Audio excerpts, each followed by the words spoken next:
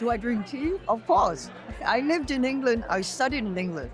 So I lived there. I love my tea and scones. I love tea. In fact, I don't drink coffee. I only drink tea.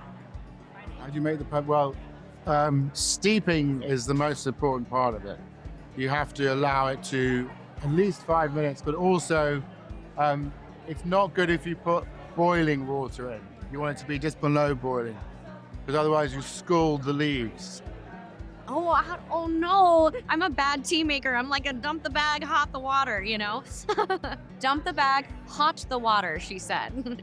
And I do love just a touch of honey. How do I make the perfect cup of tea?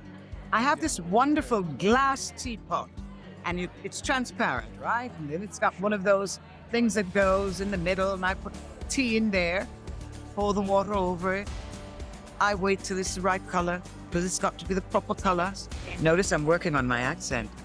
Oh, you know what? I just dip it in there to the point where, I think it's right. And then, I drink. I'm not as particular, but I do drink tea every day, every morning, in fact. Yeah. Finding the right type of tea that you like is very important. You know, we have that saying, don't serve me dishwater. I like my tea a little bit more strong. I do like it with some milk, but no sugar. Well, it depends where I am. When I'm in London, I have to have it with a splash of milk because that's just how the Brits do it. But when I'm home, I make a pot in the morning and I sip it all day long.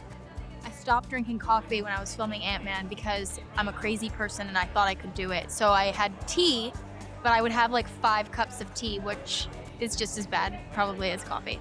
How do you make the perfect cup of tea? You get a bag of Yorkshire tea, you stick it in a half-decent cup, and you then kill it, you murder it.